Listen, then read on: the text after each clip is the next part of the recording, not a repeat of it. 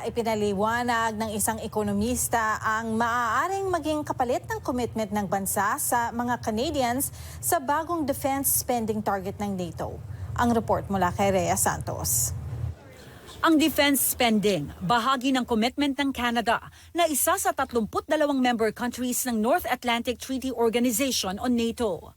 Yung NATO na yan, nabuo yan after nung ikalawang digmaang pandaigdig, no? As a result of security challenges dun sa mga bansa sa Europa at North America nung mga panahon na yon hanggang sa kasalukuyan. Sa pagtatapos ng 2-day NATO summit sa The Hague, Netherlands, nagkasundo na itataas ang defense spending target ng mga NATO members sa 5% ng GDP ng mga bansa pagdating ng 2035. Ire-review naman ito pagdating ng taong 2029. Bagamat di biglaan ang pagtaas, ayon kay Batu, may kapalit sa mga Canadians ang bagong target na ito. Lalo na't hinaharap pa rin ng bansa ang krisis sa affordability.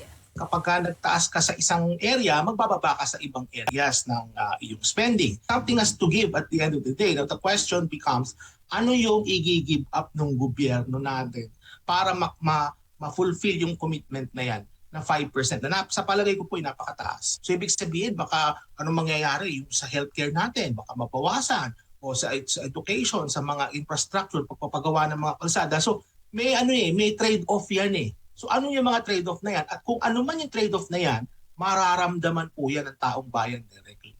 $150 billion na gasto sa Canada kada taon ang katumbas ng 5% pagtaas sa defense spending.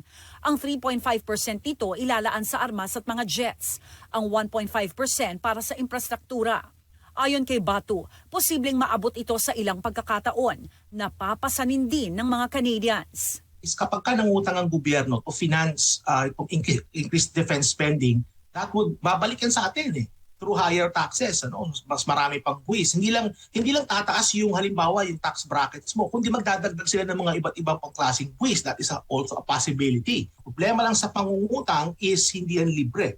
Babayaran yan ng mga Canadians sa hinaharap kasi para tayong humihiram sa future kapag tayo ay nangungutang. May katumbas din naman daw na pakinabang sa mga Canadians ang pagtaas ng defense spending commitment ng bansa na maaaring magbukas sa mga oportunidad sa trabaho. 2014 ang mapagkasunduan ng naunang 2% defense spending target ng mga miyembro ng NATO na di naaabot ng Canada. Di inibatu, ang pagtaas nito sa 5% di lang daw dahil sa impluwensya ni US President Donald Trump. So confluence na yan ng mga ibang factors. Just imagine, supposing nag-meet ang NATO, pero walang gulo sa gitnang silangan, walang gulo sa Russia at sa Ukraine. Would you think na mag-i-increase sila ng 5%? So it's a confluence of factors, hindi lang si Donald Trump yan. Rhea Santos, Omni News, Vancouver.